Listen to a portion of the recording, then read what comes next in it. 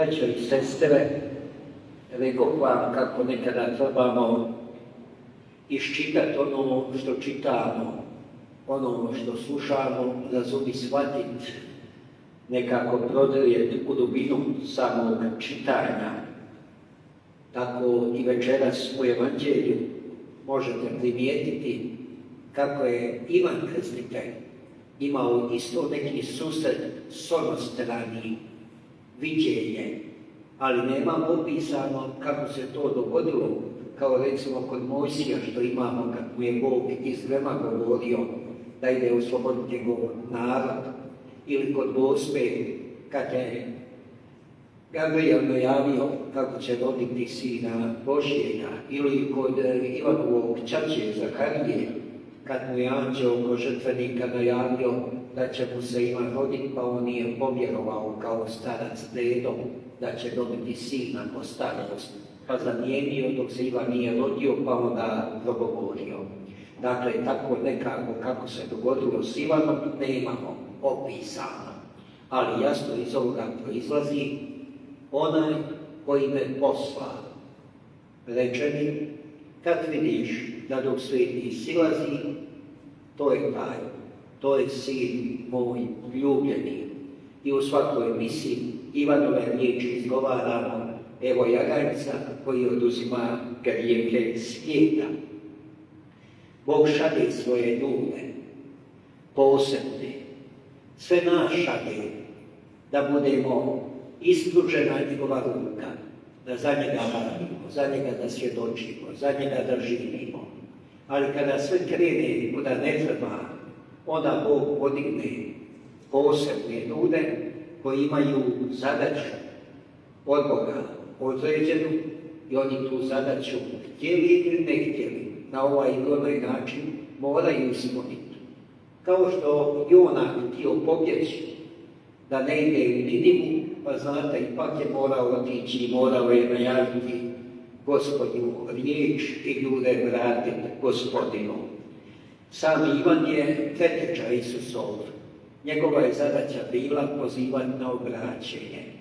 Pa znamo u Svetom pismu da stoji kako su dolazili vojnici i pitali šta je nama činiti da bi bili na Božjem putu. Pa carinici, pa ovi oni, svi su dolazili, svi su od Ivana tražili savjet, tražili Božju riječ, tražili svjetlo. Tako i danas mi svećenici trebamo narod voditi, trebamo narod učiti onome što Bog očekuje da se živi, da se radi. Ali što Isus kaže, šta ako oni obljutave, ko bljutava sobor? Šta ako oni zaborave, recimo, prvu Božju zapovjed? Spomeni se da svetkuješ dan Gospodnji, poštuj blagdane i dane Gospodnje.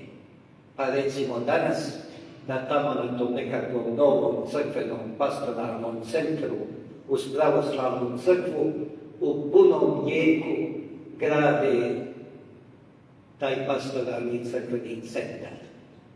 Šta njima znači nedjelja?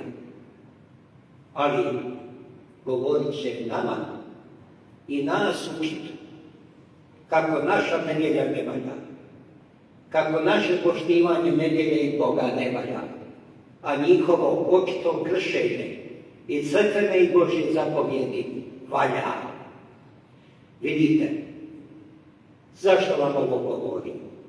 Ne bi vam trebao ni govoriti, jer ja sam pozvan da njima govorim, da njima predikam ko što oni predikaju vama. Ja sam onaj koji njih upozorava da one njihove grijehe koji znaju ići do samog svetogrđa. Ovo je već u zadnje vrijeme treće svetogrđe koje stiže iz Mostarske centrale.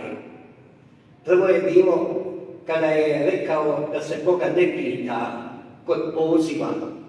Može nekoga Bog pozvati, ali ako ne odluče oni, odok nema ništa. Drugo svetogrđe je bilo kad je Isus jasno rekao, budite sveti ko što je Otac nebeski svet. A oni kažu, ne morate vi biti sveti. I evo, danas imamo i ovo treće svetogrđe. Svetogrđe Svete nedjelje. Vidite, braćo i sestre.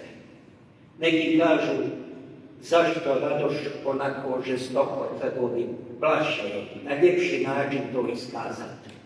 Čujete, da ste vi oni koji me šaljete i da sam se ja podredio vama, onda bi ja slušao vaše savjete i bio bi lijep, ugodan. Ali budući da je onaj koji mi je rekao da riječi nisu gorivo, da se troše i da ne moram paziti na riječi, nego govoriti onako kako on zapovjeda, svemogući Bog, onda je to samo daje vam do znanja da shvatite to.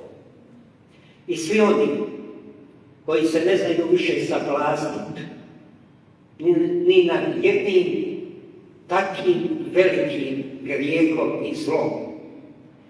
I svi oni koji pristaju uz počinitelje takvih velikih grijeha, neka znaju, sebi potpisuju vječnu sudbinu. Niko im kriv neće biti. Pred Bogom neće se moći braniti ko ni ovi. Pa već nismo znali. Mi smo mislili da su oni Bože umjesto tebe. Ljudi moji, dobro ste vi, ne znam što vama ovo govorim, ali govorim vam da vidite, ta vatra mora biti u vama. I vi se morate znati sablazniti nad onim, znači se treba sablazniti. Na svakim onim koji ne zna poštivati nedjelju, kao dan Gospodnji, kako rekao, iako ima zapovjed i Božja, spomeni se da svetkuješ dan Gospodnji i crkvena, svetkuj zapovjedne blagdane ili pobožno na misu i tako dalje. Ako se ne znamo sablažnjavati na takvim zlom, na takvim očitim udarom na Boga i svetinje, onda dođu trenuci kao one izmišljene korone kada su zabranili pristup Kristu u crkvu, kad su zatvorili crkve da se ne može ići na svetu misu. Vjernici su odmah reagirali, jer oni znaju i vide da je to protiv Boga. Ko će meni zabraniti mom Isusu ići? Ako imalo ima vatre i ljubavi za Isusa, i ako se imalo gine i radi za Isusa, ali oni umišljeni, oni demonom zasjenjeni, oni rade svoju zadaću, zavode i zavodit će. Ali, što kaže Sveto pismo, a i Sveti Franjo u svom proročanstvu o posljednjim vremenima reče, nemoguće je zavesti Božju djecu, jer Božja su djeca uvijek u svijetlu. Zato molite da budete u svijetlu. I budite Bogu zahvalni da istinu možete čuti, da bije nad vama nekakav anđeo Mihael Gospodnji i čuva vas da vas onaj anđeo tame ne bi povukao u tamu. Budite u svijetlu, svjetlo je naš Bog. Amen.